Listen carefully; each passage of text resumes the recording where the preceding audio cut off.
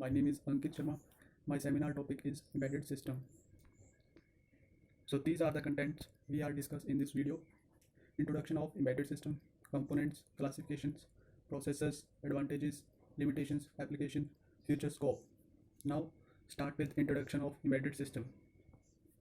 Before we moving on the embedded system, we need to understand what is a system. System is an arrangement of certain unit and component. They work together on by following set of plans and procedure. This is called a system. Now be moving on the embedded system. An embedded system is one that has computer hardware with software embedded in it, one of its important components. In other words, we can say that embedded system is a combination of software and hardware to complete a specific task. And one thing is its software embeds in read-only memory. It doesn't need secondary memory in a computer.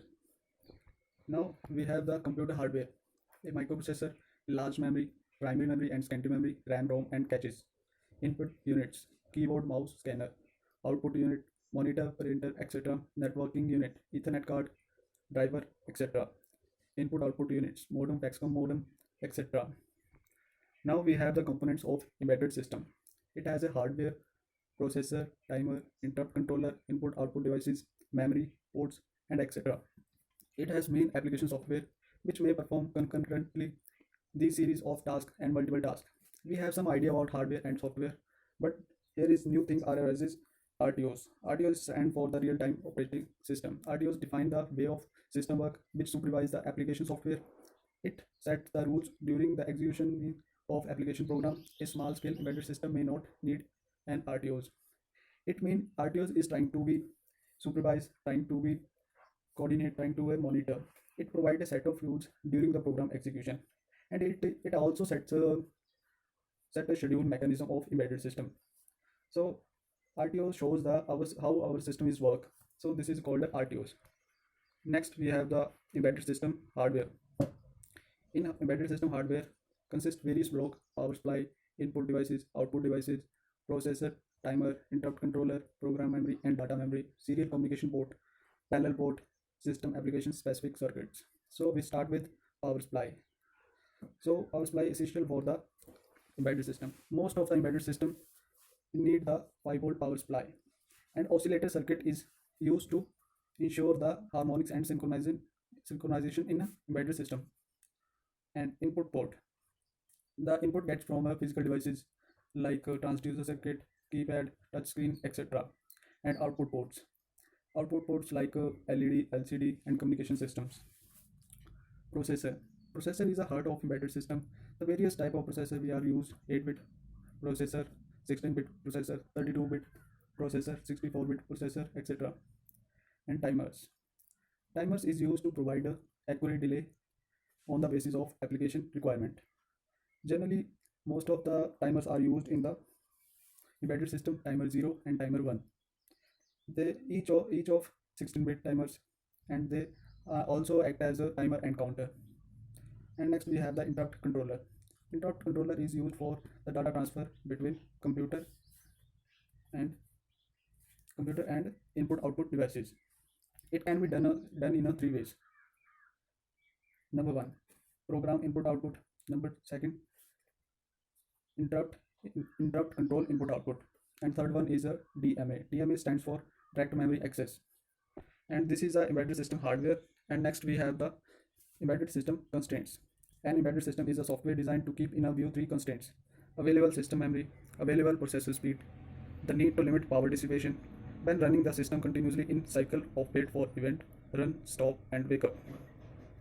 What makes embedded system different? We have discussed about in previous slides: RTOs, real-time operation, size, cost, time, reliability, safety, energy, security. So these are the factors they makes a different embedded system. And next we have classification of embedded system. These classifications are divided into 3 categories: small scale embedded system, medium scale, sophisticated embedded system. So we discuss it one by one in further slides. So number 1 is small scale embedded system. Single 8-bit or 16-bit microcontroller, little hardware and software complexity. They may even be battery operated. Usually C language is used for developing these systems.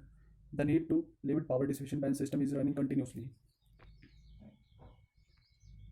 And next we have medium scale embedded system. It is a 16 or 32-bit microcontrollers, signal processor or reducing instructions, set computers, both hardware and software complexity. In sophisticated embedded system, enormous hardware and software complexity, which may need scalable processor or configurable processor and programming logic array, constrained by processing speed available in their hardware unit. So these are the classification of embedded system. Next we have the processor.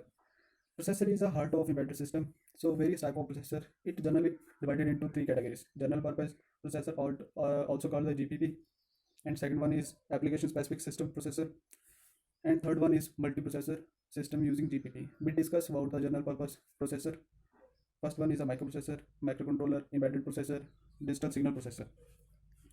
So microprocessor is a semiconductor chip that which we implemented on the central processing of unit. This is called a microprocessor, same as in the microcontroller.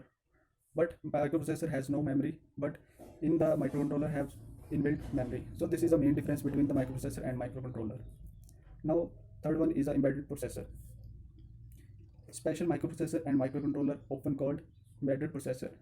The embedded processor used when the fast context switching and atomic ALU operations are needed. For example, ARM7, Intel i936. And last one, we have the digital signal processor. Digital signal processor is a single chip, very large scale integrated unit. It is used when the digital signal processing function to be processed fast.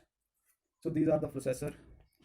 And we have next advantages of embedded system. Small size and faster to load, more specific to one task, easy to manage, low cost, spend less resources. So these are the advantages of embedded system. And also we have some limitations. So number one is difficult to upgrade. If any problem occurs, then you need to reset settings. Hardware is limited, troubleshooting is difficult to transfer data from one system to other. And here is applications. So household appliances, microwave oven, television, DVD, player and recorders, audio players, integrated system in aircraft and missiles, electric and electric motor controllers, calculator, medical equipment, video game, digital musical instruments, etc. So these are the application of embedded system. And the future scope of embedded system. Embedded system is the future. Every industry needs some artificial intelligence into it. Artificial intelligence can be given by embedded system only. No electronic product is without embedded system in the market. So these here companies like TCS, Wipro, L&T, Tata, etc. So these are companies investing heavily in their embedded system operating in India. Mobile manufacturing like Foxconn are setting up their plant in India. So these are the reference books about the embedded system, and in all the reference you can visit these sites. I hope you like this video. Thank you so much.